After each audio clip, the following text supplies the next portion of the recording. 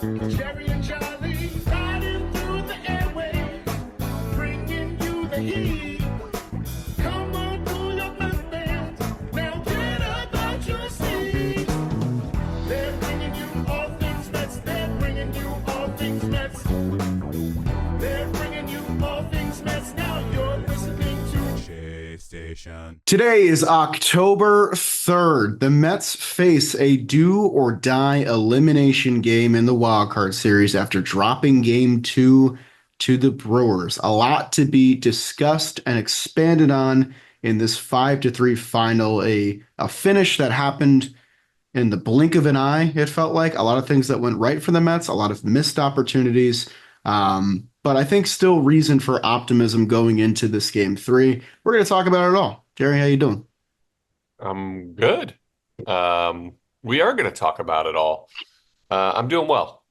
I mean, if to be honest, if you're going to write a book, this is like a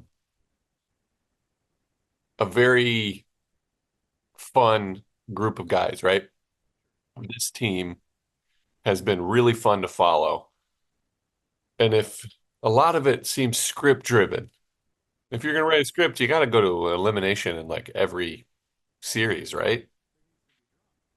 Yeah, you're creating drama. So the Brewers are a very good team. Um, so I kind of expected it going in. Obviously, this was a tough way to lose, but you know, they're good. So Yeah, I mean, this is a team that's had our number all year long. I think we did a good job in game one of not letting them play their game. In game two, it kind of looked like it was trending in the same direction. The Mets took an early lead. They lost that lead. They answered back, and then Mania really was able to settle in. And then the bullpen was getting to work again, and I was getting that feeling of, oh, I think I'm counting down outs. I think I'm counting down, 9 outs left, 6 outs left. It's getting to that point. And then unfortunately, the Mets couldn't finish the job. But this is a team that's found themselves in this exact situation, not only this past week, but many times throughout the last 6 weeks between their Arizona series, their San Diego series, the Philadelphia series, where they go down, they get punched in the face, and hopefully they've got one more answer back in them. Because, like you said, this is a very accurate storyline to the entire story of this team. And I think we all wanted a clean 2 game sweep and, get the nice 2 days off. But that's simply not how this team is rolled. They get punched in the face. They have vulnerability. And you saw a little bit of that last night. yeah, man, that was it. There was a few things that I think. First of all, I thought Carlos Mendoza did a really good job, Yeah. but there's no clear cut right or wrong. Obviously, you can say bringing in Phil Maton for his fourth out of fifth day. In hindsight, it's easy to say that was the wrong choice because he wasn't sharp and he gave it up. Like you got to give credit to Mitchell. Like Churio's home run. I mean, he's a stud. He's 20. It was a cutter away. He went the other way for his second home run. But the Mitchell home run, like, what do you have? 7 home runs in the regular season? 8? Yeah, and he got a first pitch curveball, which is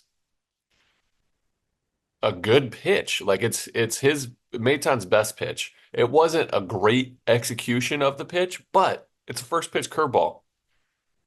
80% of the time that doesn't get swung at. 19 of the 20% that's left, if you do swing at it, it's usually good for the pitcher because it's an easy out or a free out because you don't want to hit a breaking ball, especially his best breaking ball, unless you're behind in the count.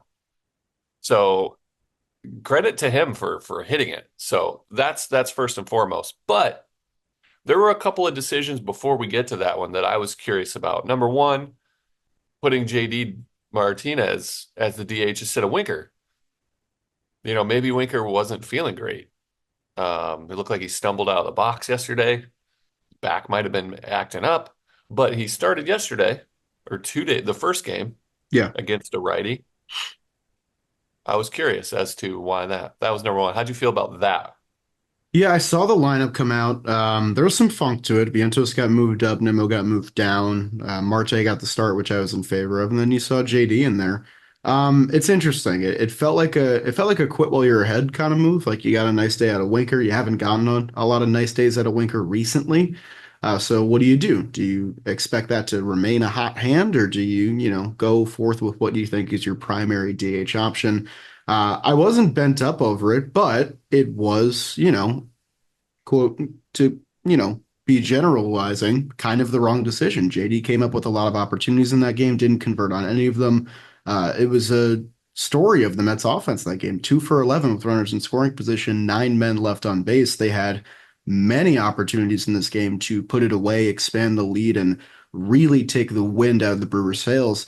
And they got those early 3 runs and then never capitalized with those opportunities. So it's double-edged sword because one, you believe that this Mets team is fully capable of getting ducks on the pond pretty much every inning, and I expect that tonight as well. Same time, you're not going to be winning a lot of playoff games with 13 singles. These guys need the big hit, and Winker gave you the big hit yesterday. So again, 2020 hindsight, you can play that game all day long, but I wouldn't have hated seeing Winker in the lineup, I think. Yeah, again, I'm not saying it was a wrong answer. Right. Okay, that being said, later on, I think it was, I don't have my scorecard in front of me. It's at the studio, but leadoff single, I think it was the sixth inning I'll from check it JD out for you. Martinez. Yeah, let's I check was it out. thinking pinch run for him there.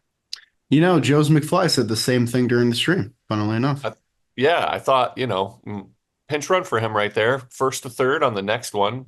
And who knows? Because it ended up kind of being a weird, because he went station to station on a base hit, whereas this team has been put, and if you're going to score on singles alone, you got to take the extra base. So I thought that was interesting. Again, here's the only one that I will question, and it's been happening. This is not the one I'll question. This is the only one I disagree with. He has been taking Vientos out for defense early, like seventh inning, eighth inning, in a lot of games. I don't, and there's been times when that spot in the lineup comes up in big positions and he has to figure it out. Personally, I'm in disagreement with Carlos Mendoza on this. I'm leaving Vientos at third base because Acuna and Iglesias, is that better than Vientos and Iglesias? Like, is it that much of a step up defensively to take the big knock offensively and the threat? I personally don't think so. I think he's good enough to get the job done. Maybe in the eighth or ninth inning, like without to lock it down like a closer, maybe.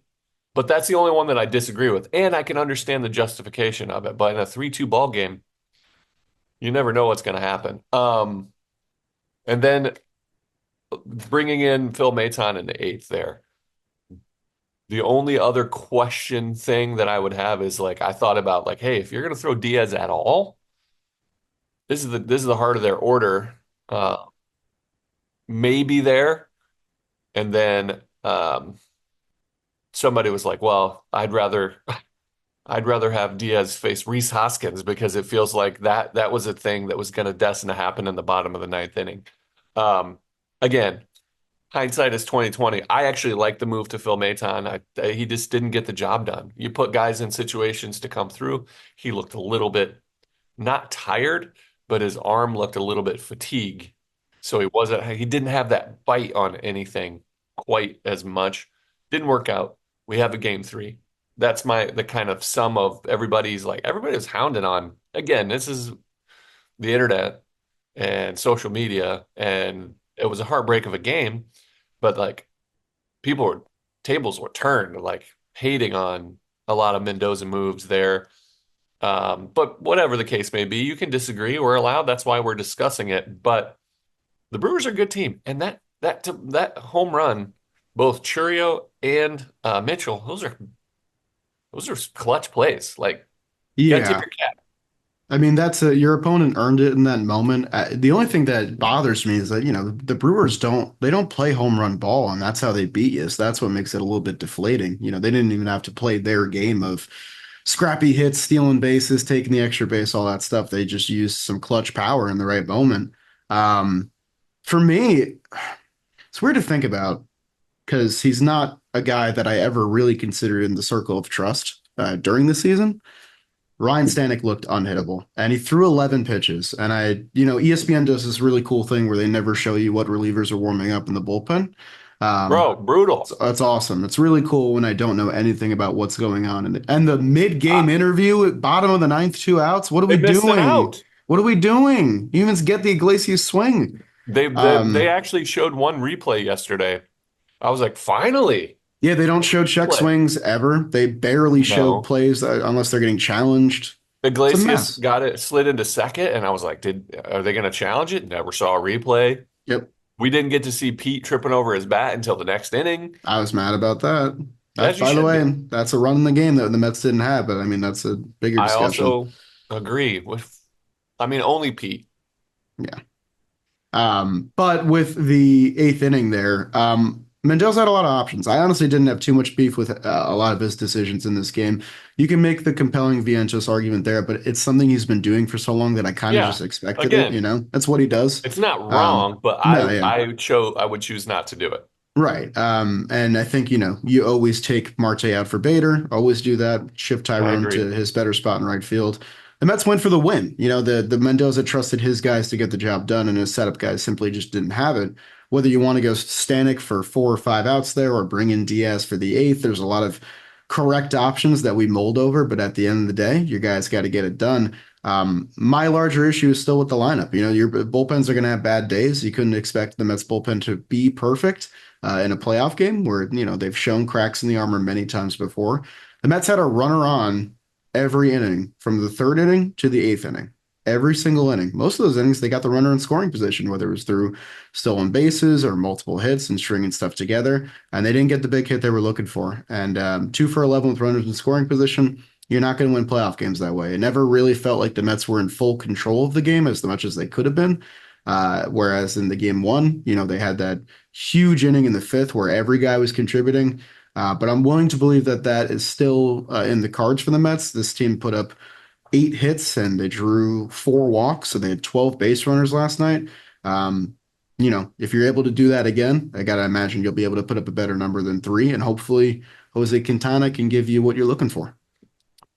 That's a great point. Everybody has been getting on Mendoza and Maton. You're right. It's the lineup. I mean, Right.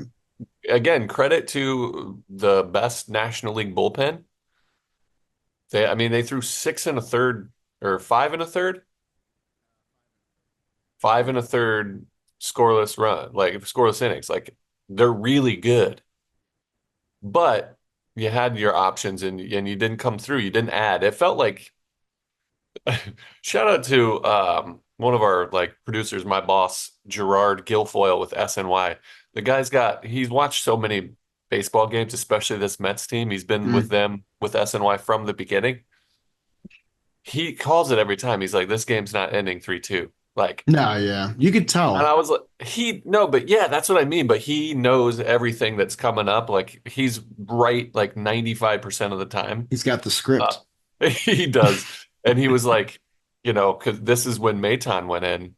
He's like, I don't think this game's ending 3-2. I was like, God dang it. I was like, Yeah. yeah, it feels weird. But he just always calls that. But again, it's baseball. They're a very good team. They ran away with the NL Central. Um, and again, Mitchell's home run. That's very unlikely. The dude had a huge moment, a great swing. Like you gotta appreciate it from the other side. What would be the equivalent of a big home run on the Mets side? Probably Harrison Like Bader. maybe, Yeah, it's your fourth outfielder. It's Harrison yeah, your Bader, fourth outfielder, a speed guy. who doesn't hit a Yeah, lot of home maybe. runs. It's the same thing. Yeah, that's a good call. It's like Harrison Bader coming up in his first at bat in the eighth inning. and hitting a go-ahead home run. You can't plan for it, you know? You can't plan for that. Yeah. I think the So Mets thought was like, hey, let's we're probably not going to get a double play. He's fast. Let's try and get something low on the ground though. You know, see if we can get a force out. Maybe he's jumpy. Maybe he swings with the first pitch. He did, and he cranked it. yeah, exactly. Yeah. So it is what it is. This is Yeah. fun. Fun. Enjoy today.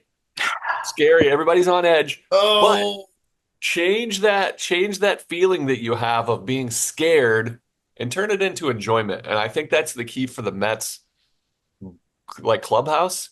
These yeah. guys have done a good job. The pressure is a privilege. And Jose Quintana last night did an interview and he was like, look, this is what a privilege. Like he's been lights out and they're gonna have a quick trigger. You've got Peterson ready to go. Um, to piggyback, Right. Budo's ready.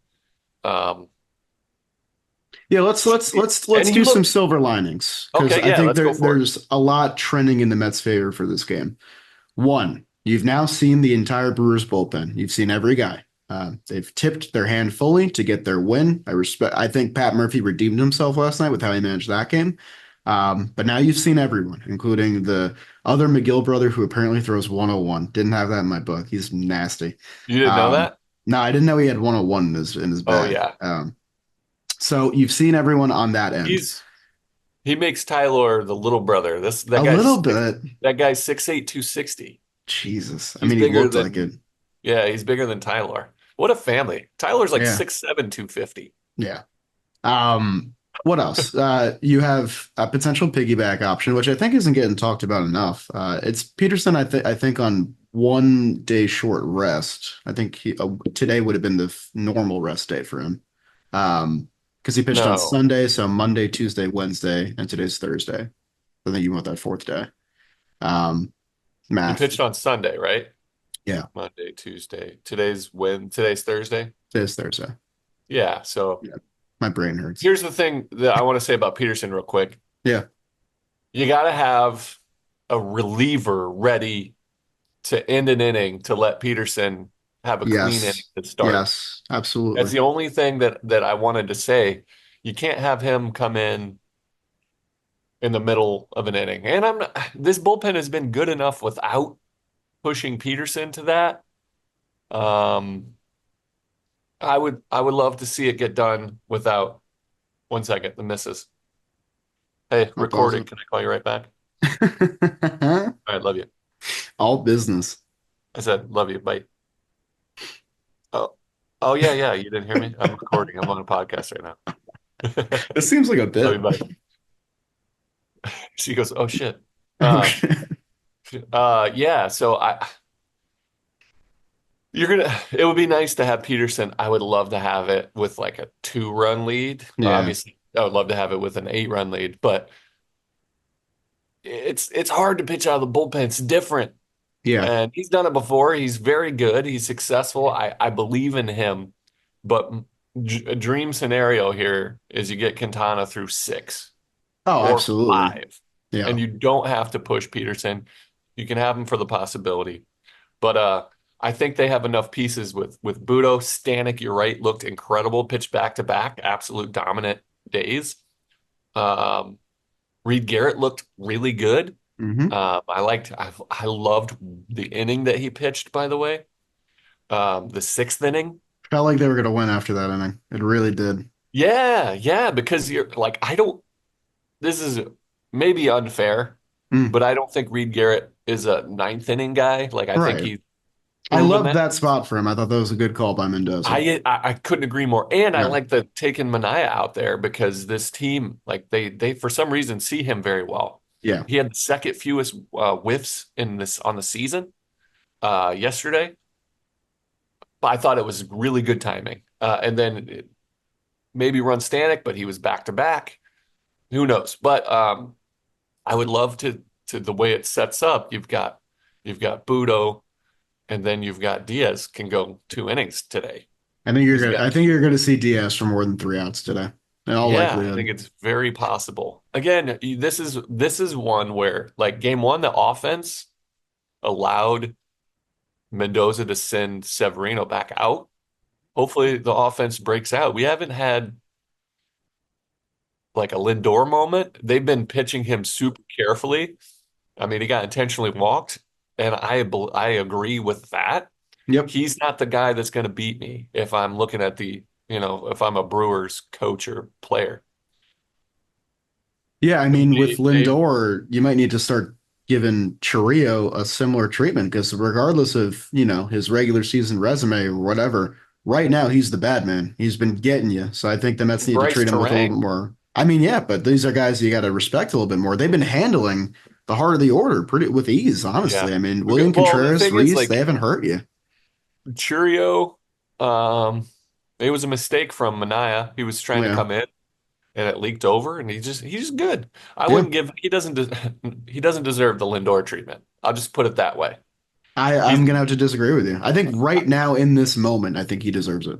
you can't put him on base though. That's handling setting right into their style of baseball. Sure. Uh, No, I get that. I think they're honestly throwing him too many strikes. I don't think they're challenging him enough to expand the zone. I agree, and he Yeah. wants to hit. You can take advantage of his aggressiveness. That's the approach I take. I thought you were saying like they're basically walking Lindor on Oh no, purpose. no, no. You can That's tell Lindor's trying to make something happen. He's swinging at pitches he normally doesn't swing at. yeah. But I think you got to take it for what it is. And if they're giving you Lindor on base every time, you take that. Yeah. I thought you were saying like don't throw this guy No, strikes. don't throw up the force to Trio. But I Dude, mean, this maybe don't throw him fastballs. I don't know. I hate to this is the story. This is to me this is the whole story. It's got to be Pete Alonso.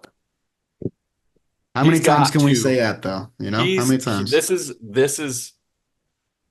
is it because the first game they gave him massive respect. They were like, Yep. "Look, it's not going to be Lindor and it's not going to be Alonso." And then yesterday they were like, "Bring it," and he didn't bring it. Like he hit the ball all right, but got outs, tripped over his own bat, which is bananas.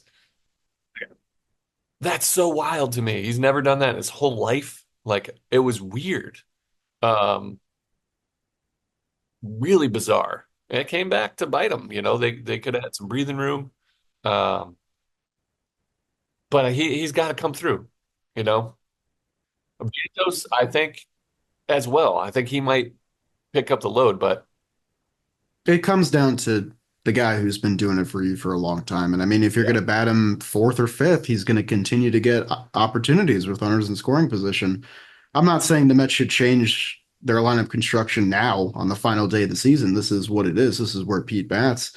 But you got to see something. Everyone's been contributing on all fronts, and it's just kind of been a black hole in the middle of your lineup. And again, we are faced with a potential Pete's final game with the team. do you remember when Joe Torre? You don't, because you were like one. But when Joe Torre moved A-Rod all the way to like the eighth spot No, in the I playoffs, remember that. That was like '06, '08 or something. I don't remember the year. They're all kind of blend together. But he was in eighth. Yeah. Yeah, it's something you have to think about. I I mean, mean, you have Marte that's finally swinging a good bat. He looks Marte like he looks just got right. incredible. You Even when he trust gets guys like out, a good. even when Marte's getting out, he's having great at bats. Every pitch, every swing, he's locked in right now.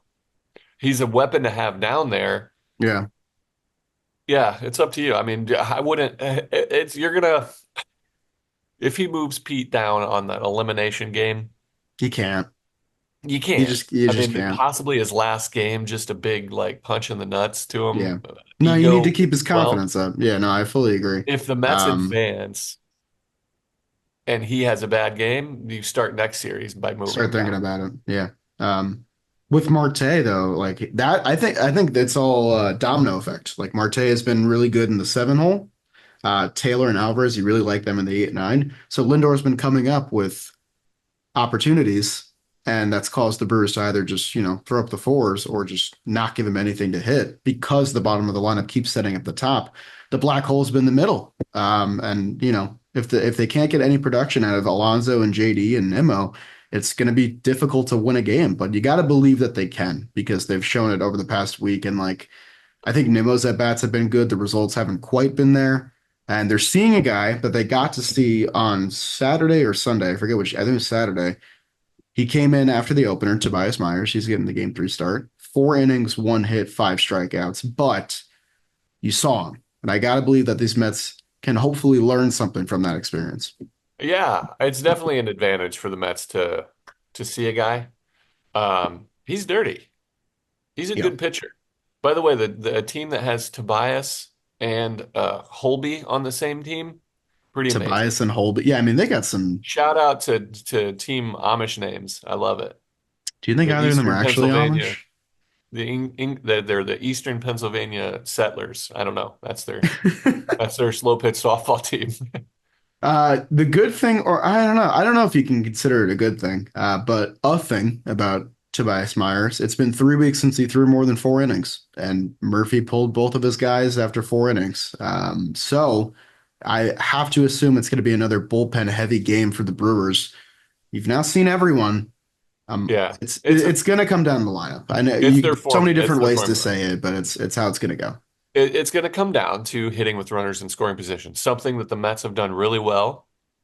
I mean, Jose Iglesias was batting like 460, Yeah, and then Joe Piamps kind of solved the mystery here, understanding that all he wants to do is slap it through the four hole, yeah, and he threw him. He was a little bit eager to swing. The ball almost hit him, like he let go with his top hand, right. because the sinker just came in underneath his hands as he swing. He's like, shit.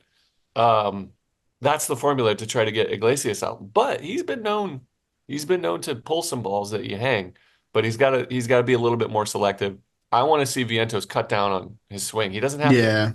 He doesn't have to swing so big to have a big moment. Go the other way. You have some of the best power in the league. Let it travel, and that right center gap in Milwaukee, ball flies out there. Yeah, that's what he So did in game one. Got that big two-run yeah. single going the opposite way. So, and it was like off 99 and Yeah. he just went with it the other way. Just let it travel. Try to hit a right line drive into right center field. I want to see that. And I want to see Nimmo cut down just a bit too. So Jerry, let me paint a picture for you really quick. Ooh, okay, Bob Okay. Ross. Let's go back. Let's it's June. It's early June. The Mets five starter has a 5.29 ERA. He's getting tattooed every time out. And then I tell you, in 3 months, Jerry, the Mets are going to play in an elimination playoff game, and this guy's going to be on the mound. I'd have to imagine that your reaction wouldn't be confident, but I feel really good about Jose Quintana tonight. His late season run was incredible. He's given up 3 earned runs in 36 innings since August 25th, over 6 starts, no homers in that span as well. He's a guy that's performed in the postseason before. We last saw him in the 2022 wildcard series for the Cardinals, where he shut down the Phillies' potent offense that would go on to win the game and ride all that momentum to the World Series. He threw 5 and 2/3 innings, no earned runs. He seems like a guy that not only thrives late in the season, but likes that stage. And you mentioned his quotes before about how it's a privilege to have this game and how excited he is. Obviously, he wants his team to win, but to get this opportunity has him amped up. I think the Mets are in a really good situation with their pitching right now, even if things don't go well with Quintana. But he is the guy I really want on the mound tonight. Yeah, I mean, if the rough thing about the whole schedule and the way you had to like go for it, obviously he wouldn't be your first choice. But I mean, he's He's a been nice third nasty. choice. Yeah, Yeah, maybe fourth choice behind Peterson too, yeah. or third choice depending because Peterson, who knows? To me, like this is pretty special to have as your third or fourth guy be on a hot streak like he has, and he has been in an elimination game before with the Cubs, didn't go well, but you learn from these things, and Mendoza is going to take a page out of the Brewers book, and it's kind of something he's been doing with Jose Quintana for a while now.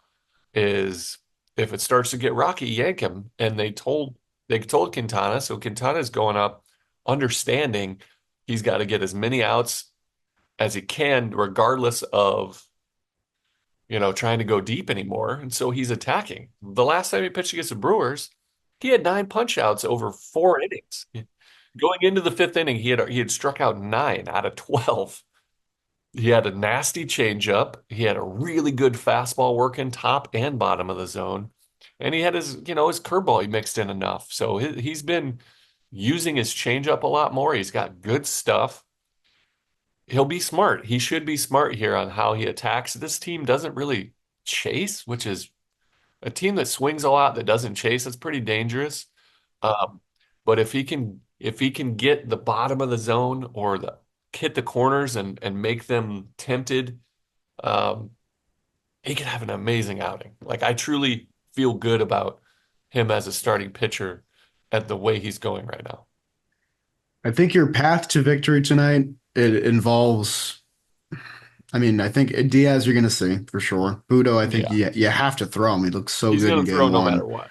Reed looked good. So that gives you three options you like, plus Peterson if you have to break glass in case of emergency. Perfect world. I think it's what you said before. Quintana gives you six, and you go to those three guys for the last 9 outs, and then we all go home happy. That's right. Yeah, you got Budo back too, who looked incredible Yeah. in game one as well. Um, this is gonna be fun. Again, enjoy it. Um, you're allowed to be nervous because it's a big thing, understandably, but try to keep positive. It's so fun. We've been begging for October baseball from this team. We almost didn't get it. They pulled through in the clutch. Here's another clutch spot on if they can continue this magical journey they've been on of the 2024 Mets. Yeah, here's my little monologue to close our show. Oh, please. All right.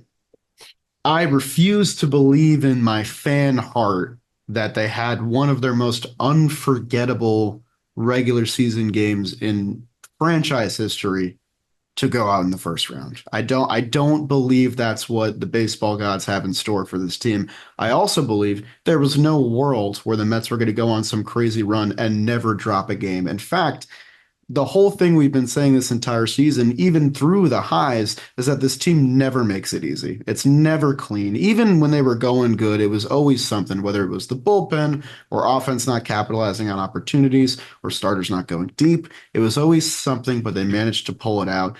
I am choosing to believe and put my trust in these boys that they have one more answer back in them. Whether it comes through clutch hitting tonight, I expect you to see a big inning if the Mets are going to win this game, or if it's from Jose Quintana finding that dominant self that he had in September. I think things are going to click the Mets' way tonight, but they got to go out there and get the job done. Yep, that's it. I love it. End and scene. And seeing guys, thank you so much for listening. Hopefully, you're joining in on our excitement and anxiety as we count down the hours before 7 p.m. tonight. If you enjoyed the episode, subscribe to the YouTube channel, leave a like, all that good stuff. Hopefully, we will see you tomorrow with a victory podcast and a preview of an NLDS matchup. Only one game separates the Mets from that reality. Let's go, Mets. Shay Station, Jerry and Charlie. Shay Station, Jerry and Charlie. Thank you all for coming. Hope you enjoyed the show. We will see you next time, where we'll be back.